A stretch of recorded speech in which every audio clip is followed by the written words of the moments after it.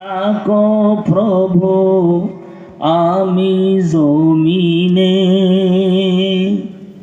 তুমি আসমানে থাকো প্রভু আমি জমিনে, তবু তোমারি প্রেম জমে হৃদয় গহীনে। আমি তোমারি গোলাম গো, আমি তোমারি গোলাম গো, অন্য কারো না। আলিমুল গায়ব তুমি, মালিক রব্বানা। আল্লাহুম্মা সাইয়্যিদিনা মাওলানা মুহাম্মদ ওয়া আলা আলি সাইয়্যিদিনা।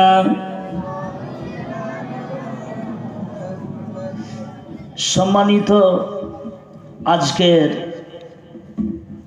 এই শান্তিপুর, এই পাড়াটার নাম কি? পশ্চিম কারিগর পাড়ার ঐতিহাসিক ঐতিহ্যবাহী তাফসিরুল কোরআন মাহফিলে স্বনামধন্য সুযোগ্য সভাপতি সাহেব, মঞ্চে উপবিষ্ট প্রবীণ আলেম দ্বীন, বিশিষ্ট ইসলামিক চিন্তাবিদ এবং জাতির শ্রেষ্ঠ সম্পদ ওরাসাতুল আম্বিয়া হযরত উলামায়ে কেরাম বৃন্দ, আমার পূর্বে আলোচনা করলেন আপনাদের এলাকার স্বনামধন্য আলেম দ্বীন হযরতুল আল্লামা মুফতি সাহেব, তিনি খুব সুন্দর আলোচনা করলেন।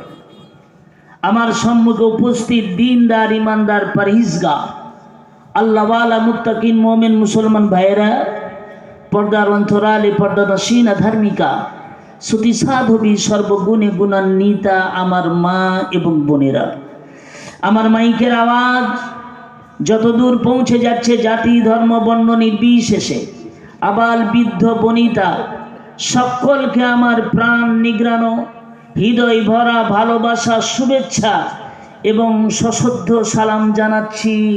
আসসালামু আলাইকুম ওয়া রাহমাতুল্লাহ। আল্লাহ পাকের মেহেরবানি যে আল্লাহ তাআলা আজকে আমাদের সমস্ত ধরনের ব্যস্ততা, অক্ষমতা, দুর্বলতা, সংকীর্ণতা, হীনমন্যতা, অস্পষ্টতা, জড়তা, অলসতা, অসুস্থতা থেকে মুক্ত করে যিনি আমাদেরকে ময়দানে জান্নাতের বাগানে হাজির করেছেন, তিনি কে? জোরে বলতে হবে, তিনি কে? তাহলে আমরা প্রশংসা করব কার? শুতে উঠতে বসতে চলতে ফিরতে সব সময় প্রশংসা হবে কার? আল্লাহ পাকের। যে আল্লাহ পাকের প্রশংসা আমরা করতে চাই, সে আল্লাহ পাক কেমন?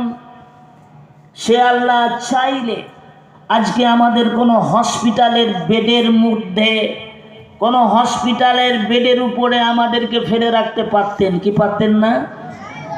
আজকে আপনি সমীক্ষা করে দেখেন, গোটা পশ্চিম বাংলা জুড়ে যত হসপিটাল আছে, কত মানুষ বেডের মধ্যে, নার্সিংহোমে, ক্লিনিকের ভিতরে কাতলা মাছের মতো তড়পাচ্ছে।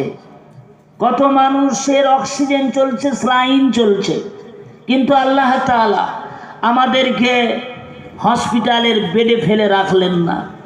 আল্লাহ পাক আমাদেরকে কোনো অপকর্ম, দুষ্কর্ম কাজ থেকে, সমস্ত কাজ থেকে আল্লাহ পাক হেফাজত করে আমাদেরকে জান্নাতের বাগানে, কোরআনের মহব্বতে, রসুলের প্রেমে আল্লাহ পাক জান্নাতি বাগানে আমাদেরকে বসিয়েছেন।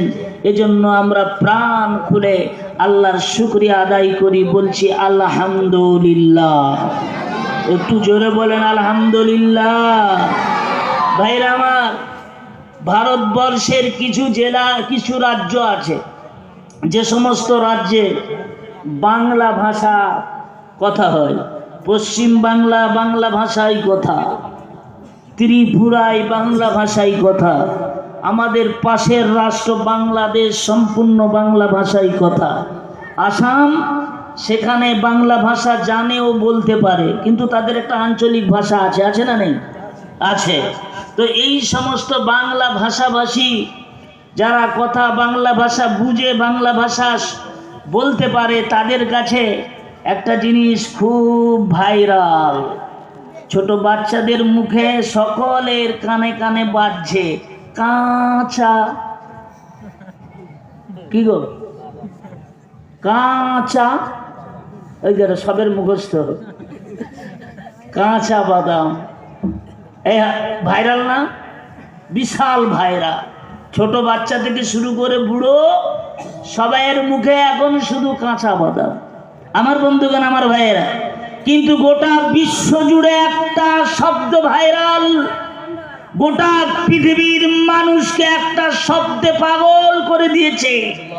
আপনারা শুনেছেন যে ভারতবর্ষের মধ্যে একটা স্টেট, একটা রাজ্য আছে, যে রাজ্যের নাম কর্ণাটক। এই কর্ণাটক রাজ্যের মধ্যে একটা কলেজ আছে, যে কলেজের প্রফেসর, যে কলেজের অধ্যক্ষ, যে কলেজের চ্যান্সেলর, যে কলেজের সুপারিনটেন্ডেন্ট, তিনি নিষেধাজ্ঞা জারি করলেন, মুসলমান মেয়েরা হেজাব পরে কলেজে আসতে পারবে না। এটা শুনেন না আপনারা? কথা বলে না, কথা বলেন। শুনেছেন তো? ইউটিউবে এখন তো সোশ্যাল মিডিয়ার যুগ। পৃথিবীতে কোন কোনায় কি হচ্ছে এক সেকেন্ডের ভিতরে গোটা পৃথিবীর মানুষ জানতে পারে কি পারে না? পারে। বন্ধুগণ, আমার ভাইয়েরা, কর্ণাটকে একটা কলেজে নিষেধাজ্ঞা জারি হলো যে মুসলমান মেয়েরা হেজাব পরে আসতে পারবে না। বন্ধুগণ, আমার ভাইয়েরা, মুস্কান বলে যেই মেয়েটি, সেই মেয়েটি বলছে হিজাব আমার আল্লাহ পাক অধিকার দিয়েছেন, এরা কোরআনের কথা, এটা আমার আল্লাহর কথা, জান যাবে মেনে নেব, হেজাব পড়া ছাড়বো না। জোরে হবে না সুবহানাল্লাহ? জান যাবে মেনে নেব, হেজাব পড়া ছাড়বো না।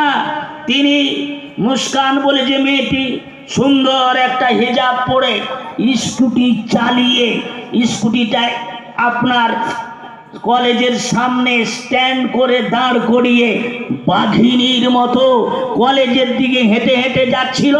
এমন সময় গেরুয়া বাহিনী, বিজেপি, শব্দটা শুনলে ভয় লাগে নাকি গো? ভয় লাগে? মনে হয় কিছু লোকের আটানা চারানা হচ্ছে। ভয় করা যাবে না। আমি তো ভয় করিনি, একটু বাঁধি বাবা, আমি ভয় করিনি। বাঁচানোর মালিক কে? মারবে কে? সব কিছুর মালিক কে? তাই ভয় করবো কারে? না না, মুদিকে। ভয় করবো কাকে? আল্লাহকে। আমার বন্ধুগণ, আমার ভাইয়েরা, আজকে এই মাহফিলে যারা আছে, আমি আপনাদের কাছে জানতে চাই, হক বলনেওয়ালা, হক শুননেওয়ালা, হক পথে চলনেওয়ালা, হক বলার জন্য, হক শোনার জন্য, হক পথে চলার জন্য জান যাই যাবে, হক ছাড়বে না। কারা কারা একবার হাত তুলে দেখান দেখি, দেখান, হাত তুলে রাখেন, হাত তুলে রাখেন। হক পথে চলার জন্য জান যাবে, মেনে নেব, মেনে নেব। তাহলে হাত তুলে রাখেন, একটু জোরে তাকবীর দিতে হবে, গলাটা ছেড়ে নেন, আরো একটু ভালো করে, না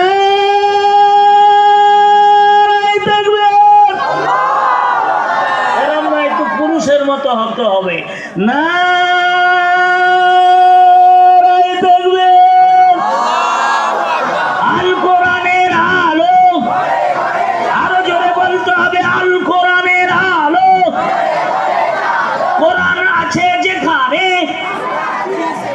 কোরআন আছে যেখানে, রাসূল আছে যেখানে, জলসা আছে যেখানে, লটারি আছে যেখানে,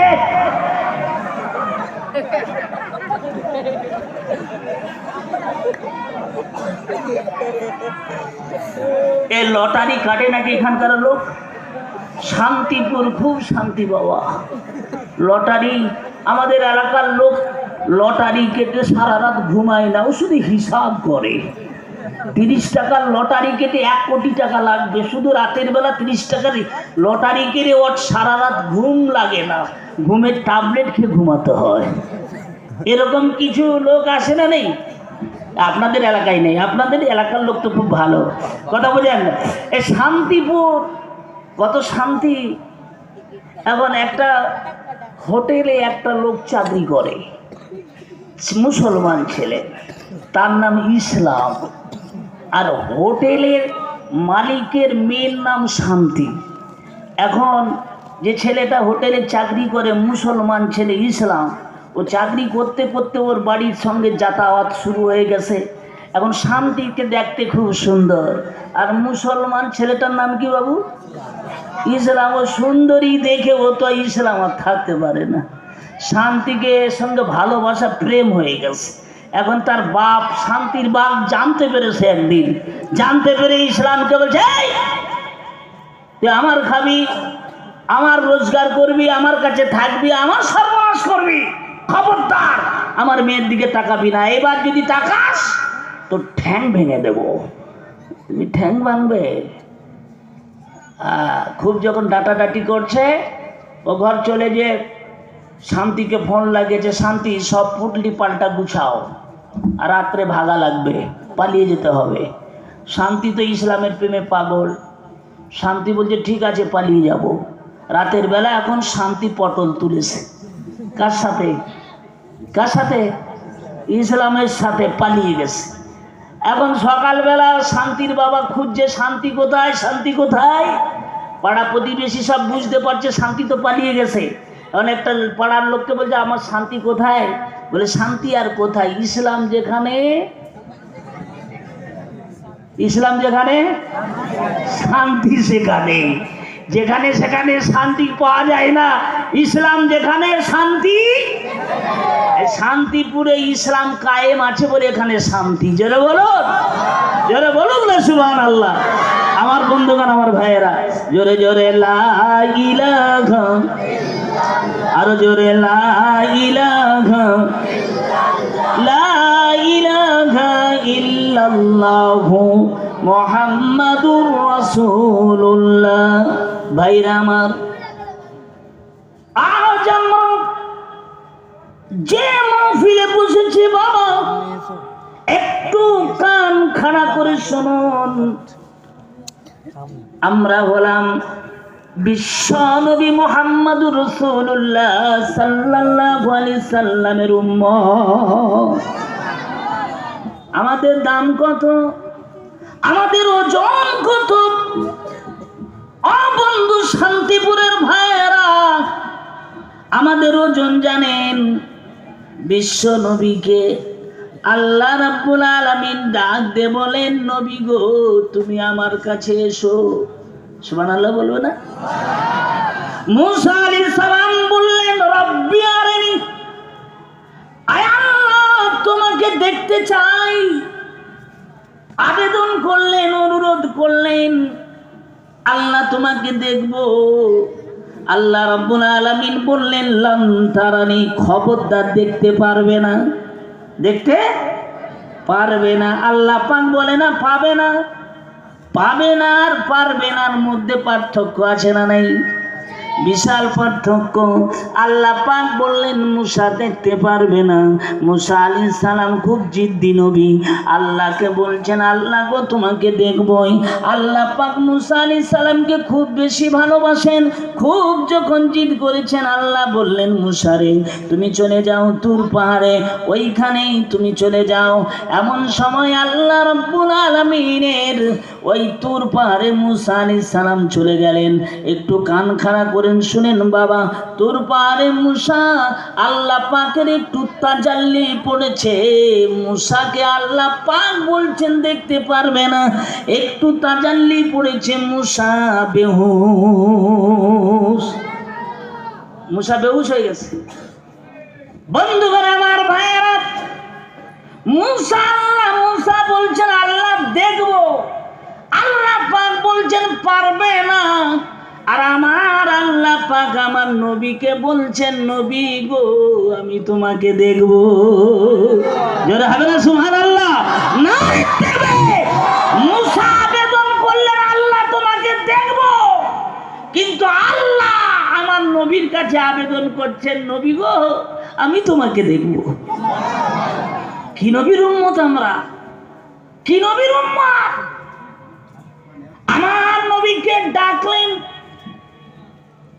ও নবী গো, সেই পৃথিবীর জমিন থেকে সপ্ত আকাশ পাড়ি দিয়ে চন্দ্র সূর্য গ্রহ নক্ষত্র তারকাজানি ব্ল্যাক হোল ছায়াপথ মিল্কি ওয়ে গ্যালাক্সি আহ্নিক গতি বার্ষিক গতি সৌরজগৎ সৌরমণ্ডল সপ্ত আকাশ পাড়ি দিয়ে ও নবী তুমি আমার কাছে আসবে, কেমন আসবে? কোন কোন রকেট তো, কোন মিসাইল, কোন পৃথিবীর যানবাহন সপ্ত আকাশ পাড়ি দিতে পারবে না গো নবী। কি নিয়ে আমার কাছে আসবে? আমি তোমাকে দাওয়াত দিলাম, তোমাকে নিয়ে আসার দায়িত্ব আমি আল্লাহ। যারা হবে না সুবহানাল্লাহ? জিবরাইলকে ডাক দিয়ে বলেন, জিবরাইল যাও, আমার হাবিব আমার মেহমান আমার নবীকে আমি দেখব। আমি আবেদন করেছি, নিয়ে আসার দায়িত্ব আমি আল্লাহ। এত দ্রুত গতি সম্পন্ন, রকেটের চাইতো কোটি কোটি দ্রুত গতি। আমার বাইরে আলোর চাইতো গতি বেশি, প্রতি সেকেন্ডে আলোর গতি হচ্ছে 1,86,000 মাইল। প্রতি সেকেন্ডে আলোর গতি 1,86,000 মাইল। আলোর গতির চাইতো গতি সম্পন্ন সেই যানবাহনটা, ওই যানবাহনটা আমার আল্লাহ পাক নবীর খাতিরে দুনিয়ায় পাঠিয়ে দিলেন। জোরে হবে না সুবহানাল্লাহ? না ভাইরা আমার নবী সেই যানবাহনে বুরাকে করে আল্লাহর সঙ্গে দেখা করলেন। সুবহানাল্লাহ বলবেন না? আল্লাহর সঙ্গে দেখা করলেন। আমার আল্লাহ পাক তোহফা দিলেন, সবচাইতে শ্রেষ্ঠ তোহফা দিলেন নামাজ। জোরে বলুন, সবচাইতে শ্রেষ্ঠ তোহফা কি? নামাজ দিলেন। এখন মুসা আলাইহিস সালাম একটু সহযোগিতা করলেন। 50 ওয়াক্ত থেকে এই বিশাল বড় ব্যাপার, আমি অনেকক্ষণ আলোচনা করতে হবে, অনেক নতুন নতুন কথা বলতে হবে, হবে না? অনেক নতুন কথা শোনাতে হবে। অতএব আমি শুধু টাচ দিয়ে যাচ্ছি। তো আল্লাহ পাক বলছেন, হে নবী শোনো। মুসা আলাইহিস সালাম বলছেন, নবী গো তোমার উম্মতেরা এত দুর্বল হবে, 50 ওয়াক্ত পারবে না, এ কমাতে কমাতে 5 ওয়াক্ত। আল্লাহ রাব্বুল আলামিন ডাক দিয়ে বললেন, নবী গো আপনার উম্মত যদি 5 ওয়াক্ত নামাজ টাইম মতো জামাতের সঙ্গে আদায় করতে পারে, আমি আল্লাহ পাক 50 ওয়াক্ত নামাজ পড়লে যত সওয়াব, তত সওয়াব আপনার উম্মতদের আমলনামায় দিয়ে দেব। যারা বলুন না সুবহানাল্লাহ। ভাইরা আমার, আল্লাহ রাব্বুল আলামিন বললেন, নবী গো আর একটা উপহার কোন উম্মতকে আমি দেই না, কোন নবীকে আমি দেই না, কোন নবীর উম্মতকেই তোহফা আমি দিই না গো। আমি দাওয়াত করে তোমাকে ডেকেছি, আর একটা তোহফা আমি তোমাকে দেব। আমার নবী বলেন, আল্লাহ গো কি তোহফা দিবেন বলেন? আমার আল্লাহ পাক বললেন, নবী গো সেই তোহফা হলো, শোনেন শোনেন, আপনার উম্মত যদি একটা নেকির কাজের নিয়ত করে, একটা নেকির কাজ করার, একটা সৎ কাজ করার যদি শুধু নিয়ত করে, নিয়ত করলে সৎ কাজটা সম্পাদন করলে যত সওয়াব হয়, নিয়ত করলেই অত সওয়াব আমি দিয়ে দেব। শুধু নিয়ত করলে, সম্পাদন করে না। যেদিন সৎ কাজটা সম্পাদন করবে, হয়তো নিয়ত করেছে আমার তাবলীগ ওয়ালা ভাই কোন বেনামাজিকে ধরেছে, ভাই নামাজ পড়বে চলেন, মসজিদে চলেন, একটু তালিম হবে চলেন। রাস্তায় লোকটি বলছে আমি ইনশাআল্লাহ কালকে যাব বা পরশুদিন যাব, নিয়ত করলেন। এ কালকে যাবে কি যাবে না, ওর নিয়ত সঠিক না বেঠিক জানে কে? জোরে বলেন, জানে কে? নিয়তটা যদি সঠিক হয়, ওই কাজটা মসজিদে গিয়ে নামাজ পড়লে যত সওয়াব, আল্লাহ পাক ওর আমলনামায় তত সওয়াব দিয়ে দেবেন। আর যেদিন ওই কাজটা সম্পাদন করবেন, তবলিগ ভাইকে আমার বলেছেন, জামাতের ভাইকে আমার বলেছেন কাল যাব, কালকে যে মসজিদে নামাজ পড়েছেন, আমার ভাইরা নামাজ পড়লে যত সওয়াব আরো আল্লাহ পাক 10 গুণ বাড়ায়া 10টা গ্রেড মার্ক লাগিয়ে দেয়। জোরে হবে না সুবহানাল্লাহ? বন্ধুগণ আমার ভাইরা, একটু কান খাড়া করে শোনো বাবা, আমরা কোন নবীর উম্মত গো? কোন নবীর উম্মত আমরা? আমাদের দাম কত? আমাদের দাম কত জানেন? আমার আল্লাহ পাক বললেন, নবী গো, আপনার উম্মত যদি একটা অসৎ কাজ করার নিয়ত করে, গুনার কাজ করার নিয়ত করে, আমি আল্লাহ পাক তার গুনার নিয়ত করার জন্য কোনো গুনাহ লিখি না। সুবহানাল্লাহ হবে না? গুনার নিয়ত করেছে, লিখি না আমি। ফেরেশতাদেরকে বলি লিখবে না। গুনার কাজটা সম্পাদন যেদিন করবে, ফেরেশতাদের বলি আমার হাবিবের উম্মত গুনার কাজটা করে ফেলেছে, লিখবি না। অবাক হচ্ছেন আপনারা? চুরি করার নিয়ত করেছে, চুরির গুনাহ লিখবে না।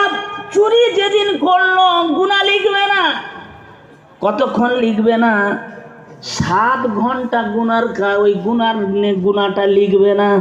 ফেরেশতা 7 ঘন্টা সময় দাও, 7 ঘন্টার মধ্যে যদি ওই লোকটা অনুতপ্ত হয়, অনুশোচনা করে, গুনাহ করে ফেলেছি আল্লাহ, চুরি করে ফেলেছি, মিথ্যা কথা বলে ফেলেছি, সুদ খেয়ে ফেলেছি, ঘুষ খেয়ে ফেলেছি, লটারি কেটে ফেলেছি, বড় কথা বলে দিয়েছি, আর এইভাবে করে বড় গুনাহ করে ফেলেছি আল্লাহ, গুনাহ করার 7 ঘন্টার মধ্যে যদি অনুতপ্ত হয়, অনুশোচনা ওর মনের মধ্যে সৃষ্টি হয়, আল্লাহ রাব্বুল আলামিন বলেন ওর গুনাহটা আমি কোনোদিন লিখি না।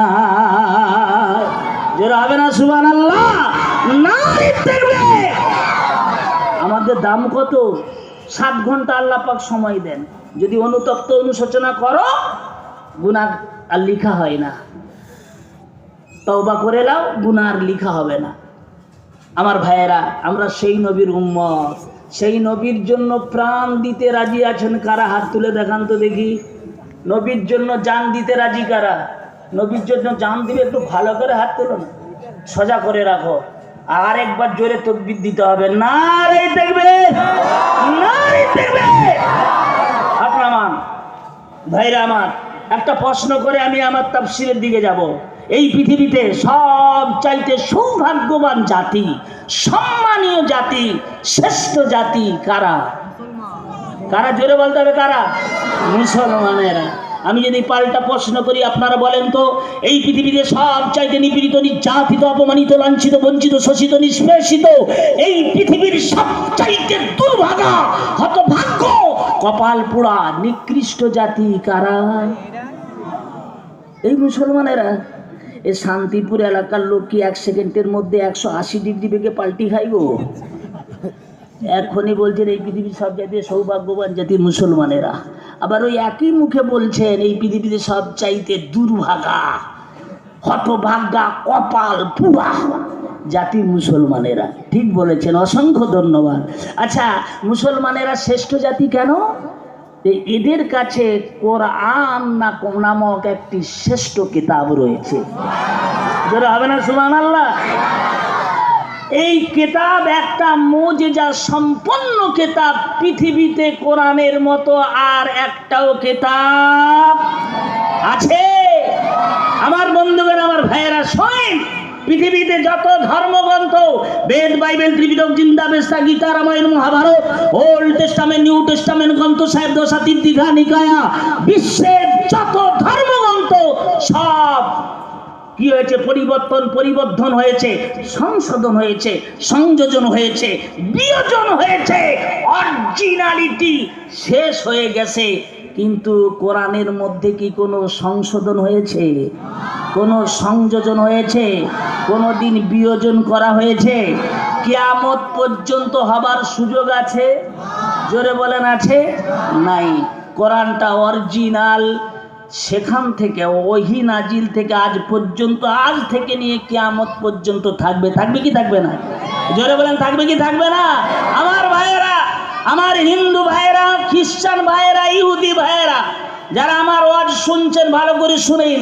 কবি নজরুল ইসলাম বলেছেন, এক বৃন্তে দুইটি কুসুম, হিন্দু মুসলমান, মুসলিম তাহার নয়নমণি, হিন্দু তাহার প্রাণ।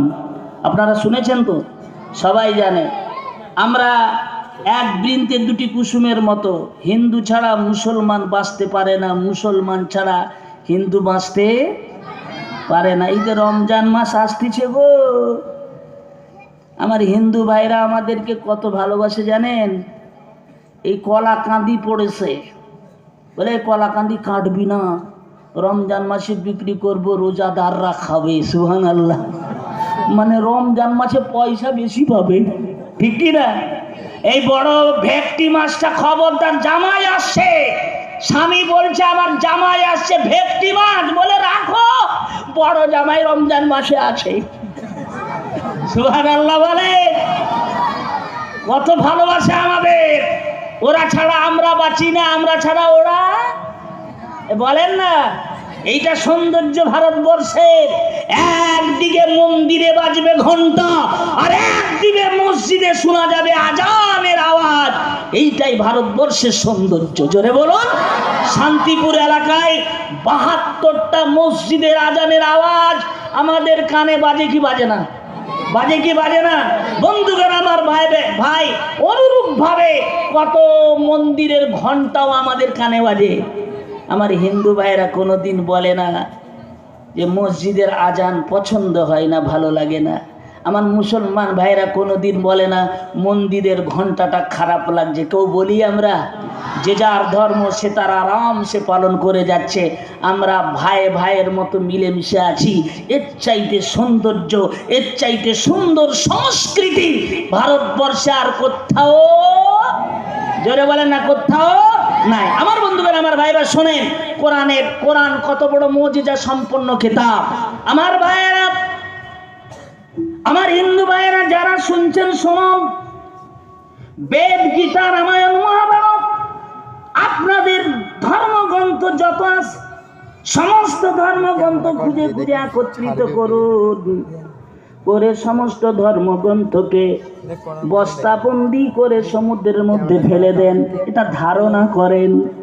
পৃথিবীতে যত বেদ আছে, যত গীতা, যত রামায়ণ, যত মহাভারত, সব তন্ন করে খুঁজে খুঁজে একত্রিত করে বস্তাবন্দি করে সমুদ্রের মধ্যে ফেলে দেন। খ্রিস্টান ভাইয়েরা যারা আছে, আপনাদের Bible, old Testament, New testament যত আছে গো, সব খুঁজে খুঁজে তন্ন করে বার করে বস্তাবন্দি করে সমুদ্রে ফেলে দেন। আমাদের কোরআনটা, যত মসজিদে কোরআন আছে সব বার করে নেব, খানকায় মাদ্রাসায় যত কোরআন সব নিয়ে নেব, মুসলমান বাড়িতে যত কোরআন আছে খুঁজে খুঁজে সব নিয়ে বস্তাবন্দি করে দেব। আর পৃথিবীর সব কোরআন বস্তাবন্দি করে আমরাও সমুদ্রে ফেলে দিলাম। তাহলে পৃথিবীর হিন্দু ভাইদের বেদও সমুদ্রে গেল, খ্রিস্টান ভাইদের বাইবেলও সমুদ্রে চলে গেল, আমাদের কোরআনটাও সব সমুদ্রে ফেলে দিলাম। কিতাব শূন্য পৃথিবী, হিন্দু ভাইদের ধর্মগ্রন্থ শূন্য, মুসলমানদের কোরআন শূন্য, খ্রিস্টান ভাইদের বাইবেল শূন্য, একটাও ধর্মগ্রন্থ পৃথিবীতে নাই।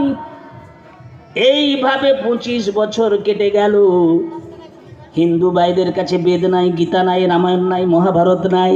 খ্রিস্টান ভাইদের কাছে বাইবেল নাই, ওল্ড টেস্টামেন্ট নাই, নিউ টেস্টামেন্ট নাই।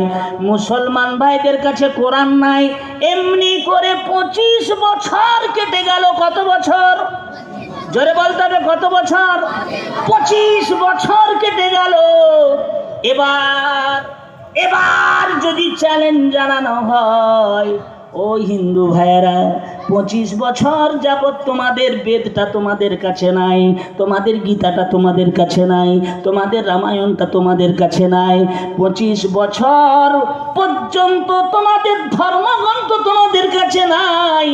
এবার চ্যালেঞ্জ করা হচ্ছে, তোমরা কি পারবে গো বেদ আগের মতো যেমন ছিল তেমন লিখে গোটা দুনিয়ার মানুষের কাছে পৌঁছে দিতে পারবে?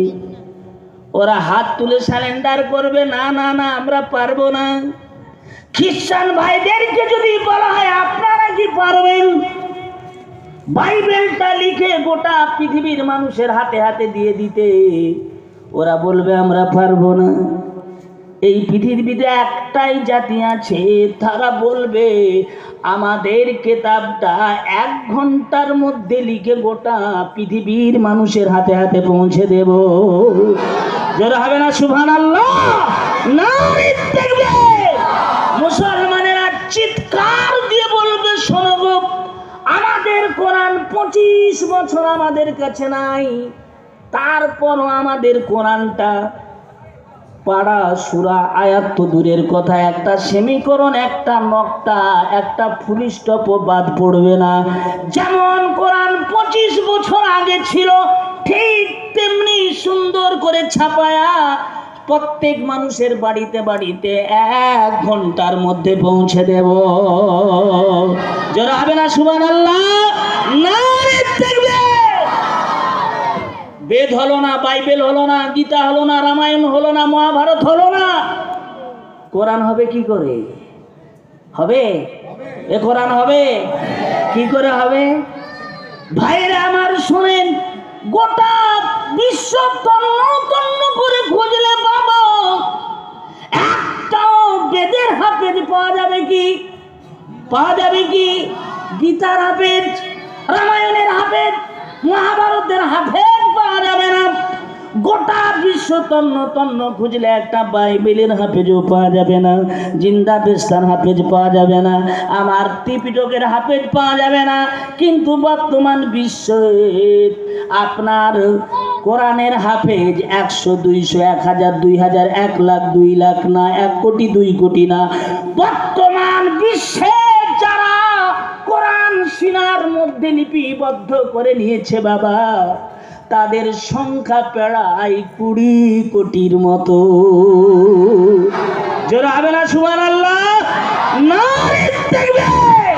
যারা কোরআন মুখস্থ করে সিনার মধ্যে লিপিবদ্ধ করেছে, তাদের সংখ্যা প্রায় 20 কোটির মতো। জোরে বলুন আমার বন্ধুগণ, আমার ভাইয়েরা। কি কোরআন! 6666টা আয়াত, 114টা সূরা, বিশাল কোরআন। আমার ভাইয়েরা, কেউ একটা রচনা মুখস্থ করে বেশি দিন রাখতে পারে না, একটা কবিতা মুখস্থ করে বেশি দিন রাখতে পারে না। এত বড় কোরআন, 6666টা আয়াত, 114টা রুকু, আপনার সূরা, আপনার কত রুকু। আমার বন্ধুগণ, আমার ভাইয়েরা, এত বড় কোরআন মুখস্থ করে রাখে কি করে?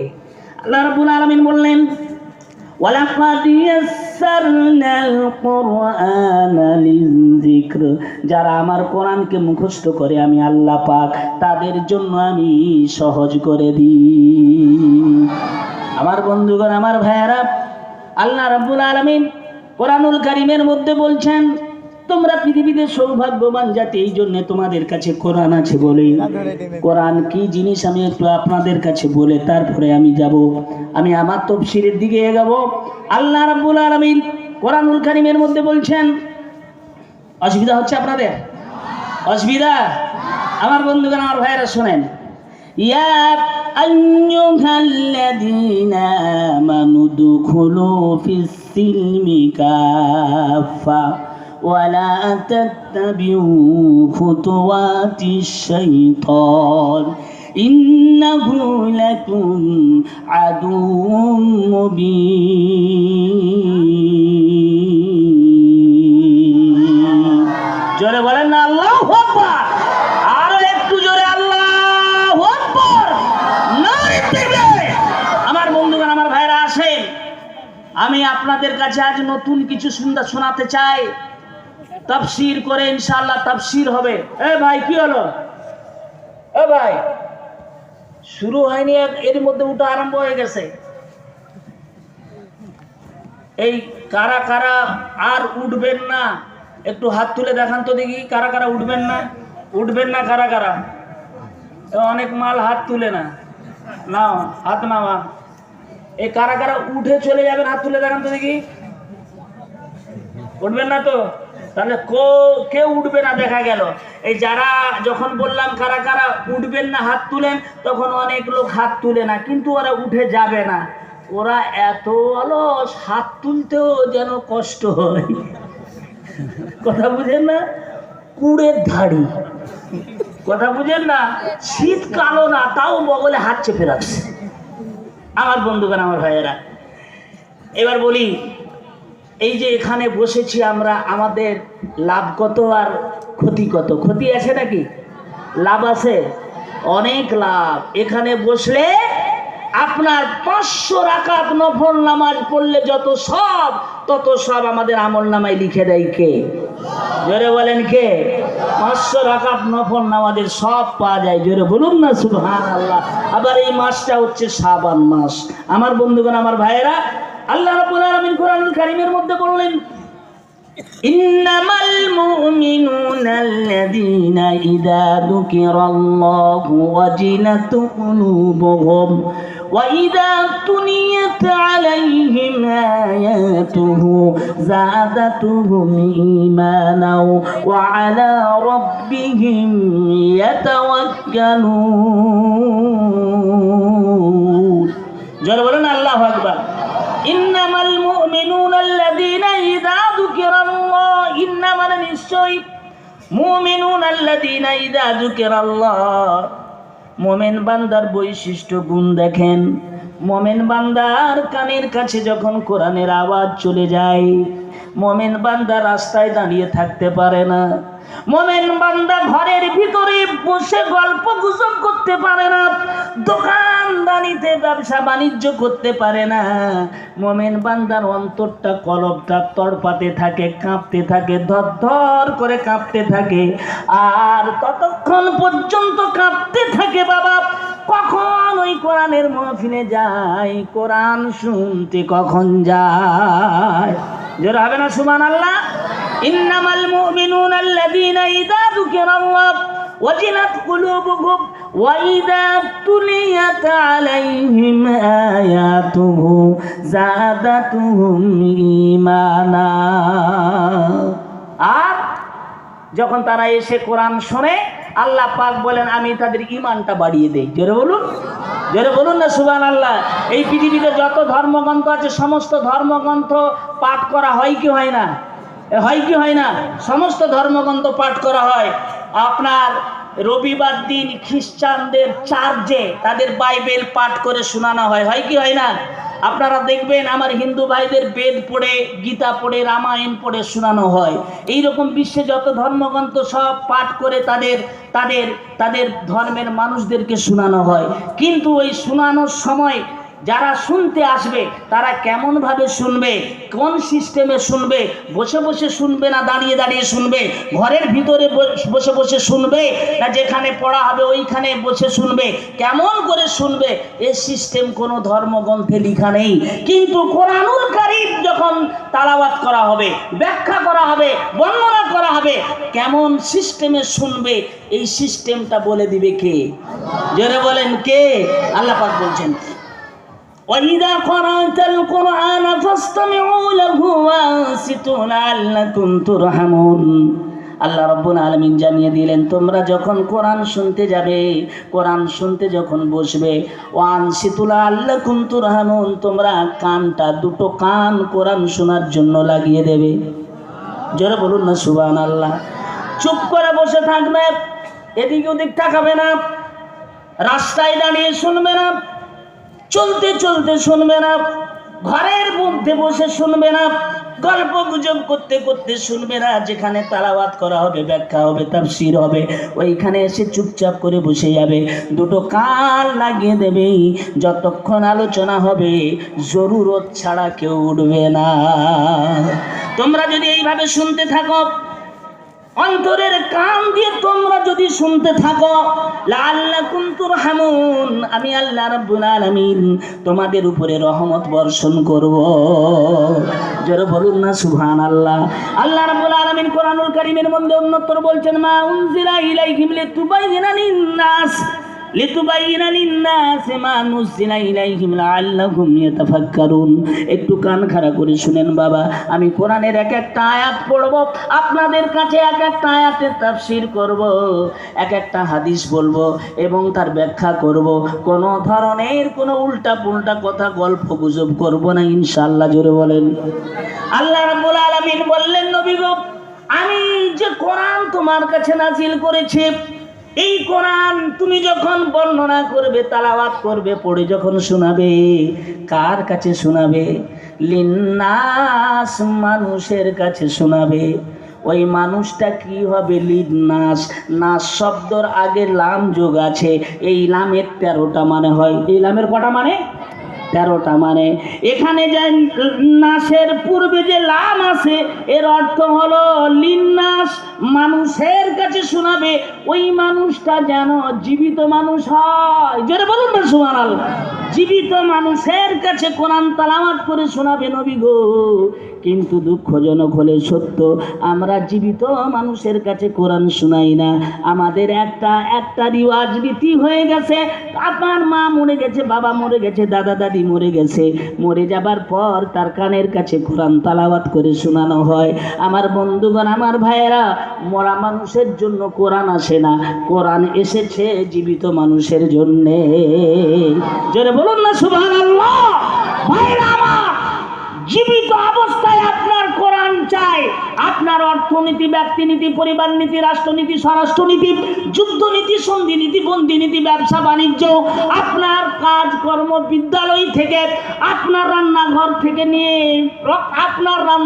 থেকে নিয়ে শুরু করে রণাঙ্গন পর্যন্ত সর্বত্র কোরআনের আইন দ্বারা আপনার চলবে। আল্লাহ রাব্বুল আলামিন বললেন, আমি দুনিয়ায় মানুষকে সৃষ্টি করেছি এই জন্যে আমার কোরআনের আইন কিয়ামত পর্যন্ত প্রতিষ্ঠা করার আন্দোলনে তারা লেগে থাকবে। জোরে বলেন না সুবহানাল্লাহ। আকাশ কার? এ বলেন, আকাশ কার? জমিন কার? চন্দ্র কার? সূর্য কার? তাহলে আইন চলবে কার? এ জোরে বলেন, আইন চলবে কার? আল্লাহর আইন চলছে? এ বলেন, চলছে? কোথাও আল্লাহর আইন চলে না। আমি আপনাদের বলতে চাই, আল্লাহ রাব্বুল আলামিন কোরআনুল কারীমের মধ্যে বলছেন, ইয়া আইয়ুহাল্লাযীনা আমানু দুখুলু ফিস সিলমি কাফা ওয়া লা তাত্তাবিউ খুতুওয়াতিশ শাইতান ইন্নাহু লাকুম আদুউম মুবিন। জোরে বলুন আল্লাহু আকবার। আল্লাহ বলছেন, ইয়া আইয়ুহাল্লাযীনা আমানু, হে ইমানদার বিশ্বাসী বান্দারা। আপনাদের কষ্ট হচ্ছে? ভালো করে শুনেন, তাফসীর করছি। একটাও আমি কোনো বানানো কথা, কোনো মাউজু হাদিস, কোনো দুর্বল হাদিস বলবার না ইনশাআল্লাহ। বলেন ইনশাআল্লাহ। আপনাদের সকলের প্রাণ ভরে যাবে, বাবা কি কোরআন একটু দেখেন।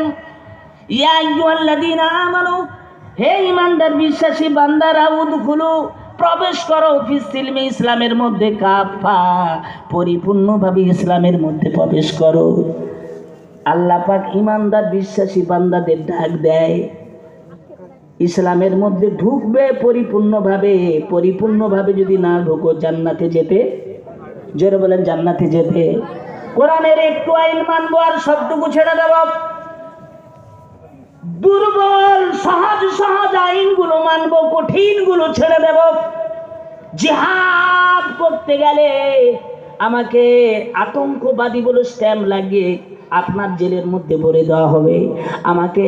আমাকে জিহাদ করতে গেলে আমাকে ফাঁসির মঞ্চে উঠতে হবে, কারাগারে বন্দি থাকতে হবে। জিহাদের কথা মুখে আনবো না, জিহাদের কথা বলবো না, এই কঠিন আইন কথা বলবো না। আমার বন্ধুগণ, আমার ভাইয়েরা, আল্লাহ পাক বলছেন যদি মুসলমান হতে চাও, যদি আমার বান্দা হতে চাও, আর আমার দয়ার জান্নাতে যদি যেতে চাও, ইয়া আইয়ুহাল্লাযীনা আমানু উদখুলু ফিস সিলমি কাফা, পরিপূর্ণভাবে ইসলামের মধ্যে দাখিল হয়ে যাও।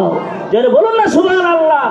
ওই শুধু নামাজ পড়ব, শুধু রোজা রাখবো, শুধু হজ করব, শুধু যাকাত দেব, এইগুলো শুধু করলে হবে না। ভালো করে শুনতে হবে। আল্লাহ রাব্বুল আলামিন বললেন, শুনেন, উদখুলু ফিস সিলমি কাফা ওয়া লা তাত্তাবিউ খুতুওয়াতিশ শাইতান, আর শয়তানের পদাঙ্ক অনুসরণ করো না। শয়তান তোমাদের প্রকাশ্য দুশমন। শয়তানের পদ অনুসরণ করা যাবে? জোরে বলতে হবে, যাবে? শয়তান আমাদের প্রকাশ্য দুশমন। এই কথাটা বলছেন কে? জোরে বলেন কে? আল্লাহ বলছেন শয়তান তোমাদের প্রকাশ্য দুশমন। আর আমাদের বন্ধুত্ব কাদের সঙ্গে? শয়তানের সঙ্গে। বন্ধুত্ব শয়তানের সঙ্গে না? বলতেছি, এবার শুনেন। আল্লাহ রাব্বুল আলামিন বললেন, এ ভাই, এই পেশাব করতে। আচ্ছা শুনেন ভাই, আপনারা ওয়াজ শুনতে শুনতে কারোর যদি প্রস্রাব লাগে, এক আঙ্গুল দেখাতে হবে, ঠিক কিনা? পায়খানা লাগলে ক আঙ্গুল? তাহলে আমি বুঝতে পারবো পায়খানায় যাচ্ছে না প্রস্রাবে যাচ্ছে, ঠিক কিনা? আর 3 আঙ্গুল তুলবে কখন?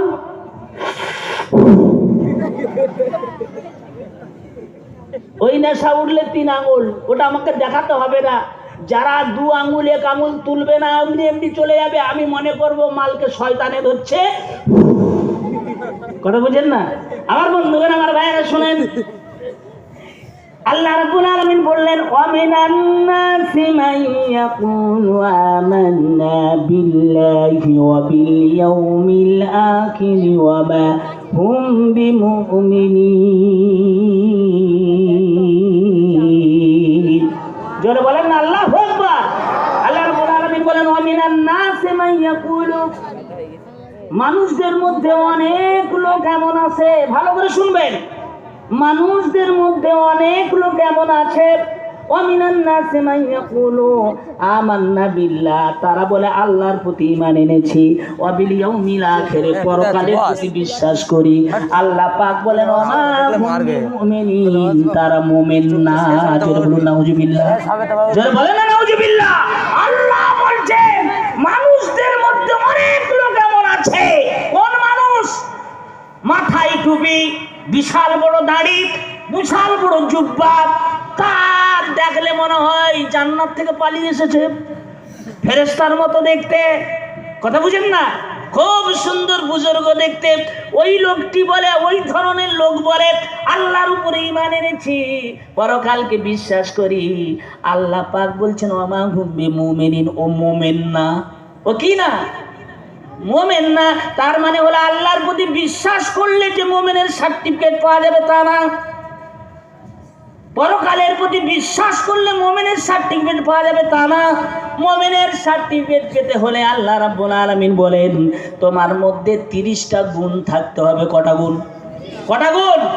মুমিন হতে গেলে কটা গুণ লাগবে? 30টা। কত? জোরে বলেন, কয়টা? 30টা।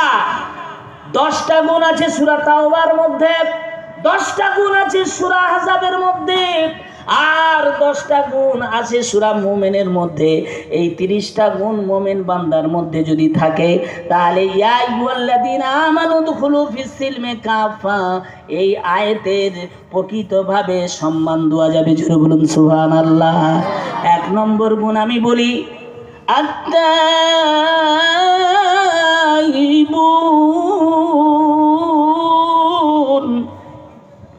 التائبون العابدون الحامدون السائحون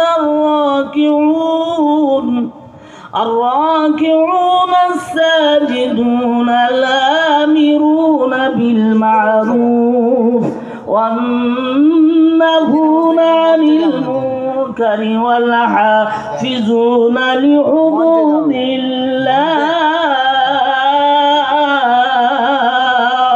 جب الله أكبر وبشر المؤمنين التائبون মোমেন যিনি হবে তার প্রথম গুণ হবে তিনি হবে তওবাকারী। তিনি কি কারী? জোরে বলেন কি কারী? তওবাকারী। মোমেন বান্দা যিনি হবে, কেননা আমরা আদম আলাইহিস সালামের সন্তান। আদম আলাইহিস সালাম ভুল করছে কি করে না? জোরে বলেন করছে কি করে না? আদম আলাইহিস সালাম ভুল করেছে। আল্লাহ রাব্বুল আলামিন বললেন, আদম জান্নাতের মধ্যে তুমি যেটা চাও সেটা করতে পারো।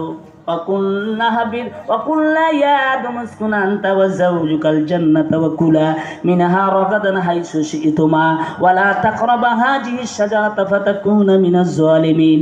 আদম আলাইহিস সালাম জান্নাতের মধ্যে, মনের মধ্যে মনটা খারাপ, এত সুন্দর জান্নাত, জান্নাতের মধ্যে তবু মন খারাপ।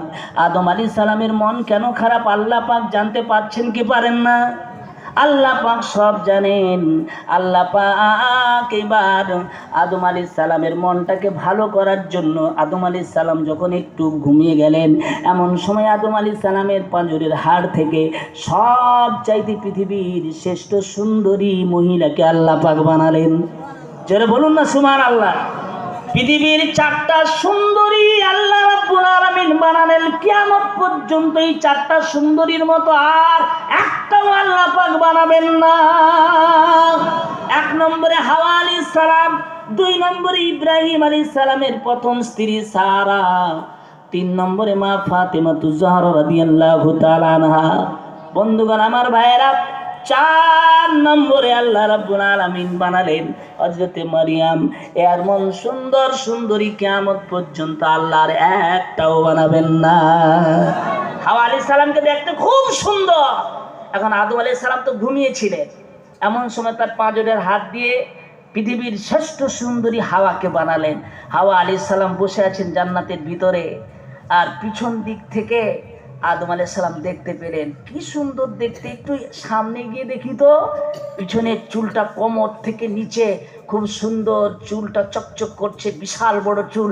মেয়েদের বড় চুল হলে দেখতে সুন্দর লাগে, কি লাগে না? পিছনে দেখে এত পাগল হয়ে গেছে, একটু সামনে দেখি তো। সামনে দেখে আদম আলাইহিস সালাম আর থাকতে পারে না। হ্যাঁ, আল্লাহকে বলছে। এবার আদম আলাইহিস সালাম বলছে, আল্লাহ আমার একটু ছুঁতে মন চায়, একটু ধরতে মন চায়। আল্লাহ বলছেন ছোঁয়াও যাবে না, ধরাও যাবে না। আদম আলাইহিস সালাম বলছে, আল্লাহ কি করলে ছুঁতে পারবো, কি করলে ধরতে পারবো? আল্লাহ সেই বুদ্ধিটা দাও। কথা বলেন না সুবহানাল্লাহ। কি করলে ছুঁতে পারবো, কি করলে ধরতে পারবো, আল্লাহ সেই বুদ্ধি দাও। আল্লাহ রাব্বুল আলামিন বলছেন, এই আদম ছুঁতেও পারবে না, ধরতে পারবে না। যদি ছুঁতে চাও আর যদি ধরতে চাও বিয়ে করতে হবে। জোরে বলুন।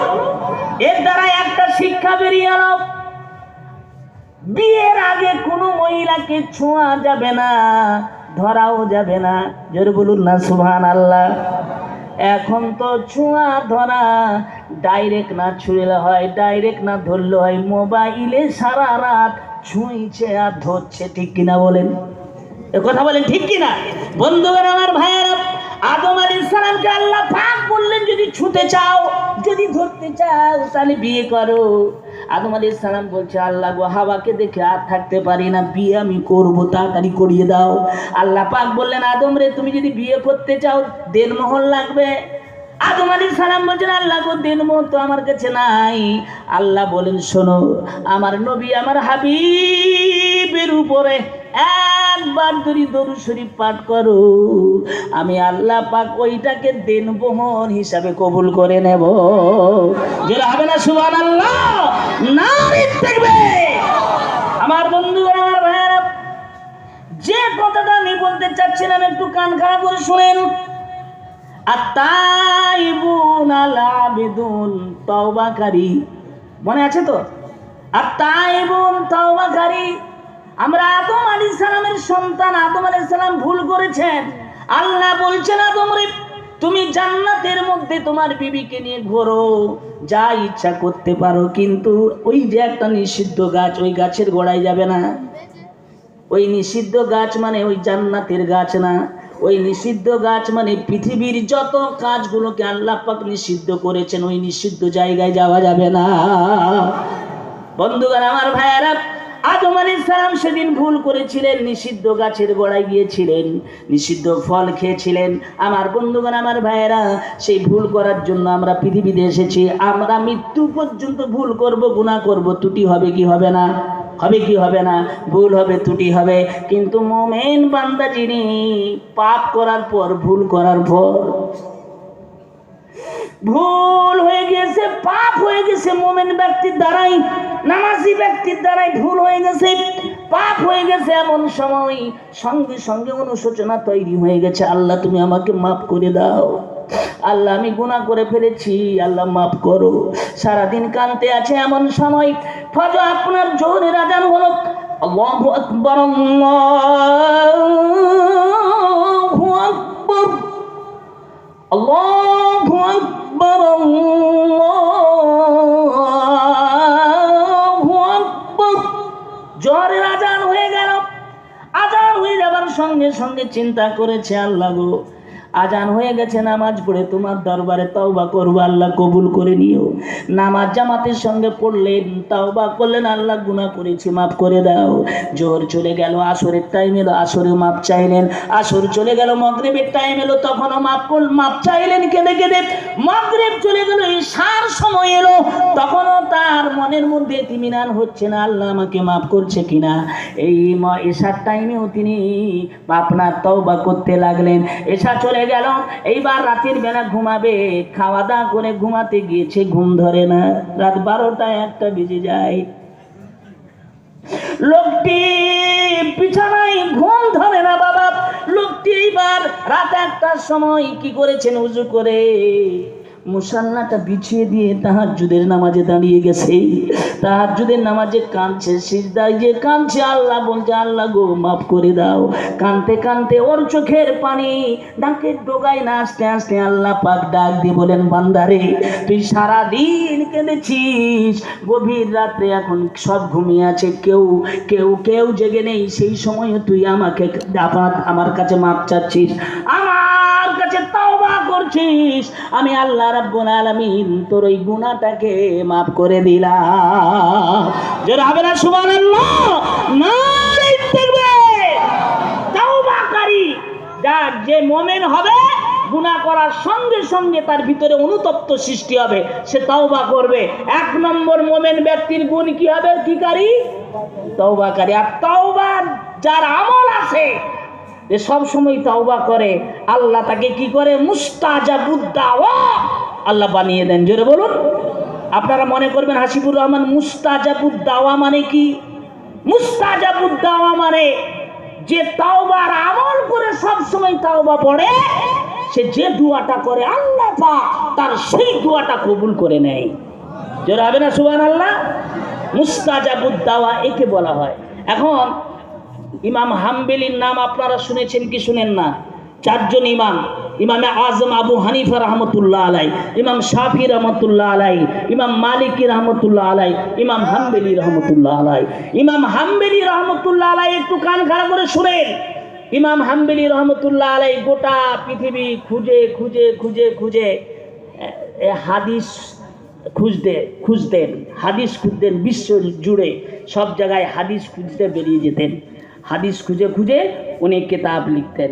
এখন একটা মসজিদে এশার সময় পৌঁছে গেছে, মসজিদ, শহরের মসজিদ, এশার সময় উনি নামাজ পড়ে, এশার সময় শহরের মসজিদে কি খোলা থাকে? তালা দিয়ে দেয়নি?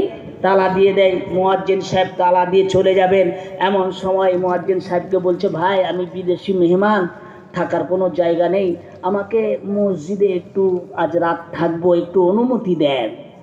মুয়াজ্জিন সাহেব তো, উনি যে ইমাম হাম্বলি রহমতুল্লাহ আলাই, মুয়াজ্জিন সাহেব তো চিনে না। মুয়াজ্জিন সাহেব বলছে, না এটা শহরের মসজিদ, এখানে থাকা যাবে না। তো উনি কিছু বললেন না, বলে ঠিক আছে আমি এশার নামাজ পড়ে চলে যাব। এশার নামাজ হয়ে গেল, উনি শীতের রাত, উনি বেরিয়ে গেলেন। কোথায় থাকবে কোথায় থাকবে ঘুরতে ঘুরতে রাত প্রায় 1টা 1:30 বেজে গেছে। প্রচণ্ড শীতের রাত, কাঁপছে থরথর করে। দেখছেন যে একটা হোটেল খোলা আছে, চিন্তা করলেন ওই হোটেল খোলা আছে, প্রচণ্ড ঠান্ডা, ওখানে দাউ দাউ করে আগুন জ্বলছে হোটেলে, যিনি রান্না করছেন আগুন দেখা যাচ্ছে অনেক দূর থেকে। ওখানে গিয়ে ঠান্ডাটা আরামও হবে, একটু গায়ের শ্যাক নেব, আর ওই হোটেলওয়ালার সঙ্গে গল্প করতে করতে ফজরের আজান হয়ে যাবে, আর নামাজ পড়ে আমি আবার হাদিস খোঁজার কাজে বেরিয়ে যাব। এই চিন্তা করতে করতে ওই হোটেলের ওইখানে, যেখানে যিনি হোটেলের রুটি পাকাচ্ছেন তার কাছে পৌঁছে গেছেন। উনি ঠান্ডায় থরথর করে কাঁপছেন। তো যিনি রুটি বানাচ্ছেন তিনি বলছেন, আপনি আরেকটু সামনে আসুন, আমার এই আগুনে আপনি সেঁকতে পারেন, কোনো অসুবিধা নেই।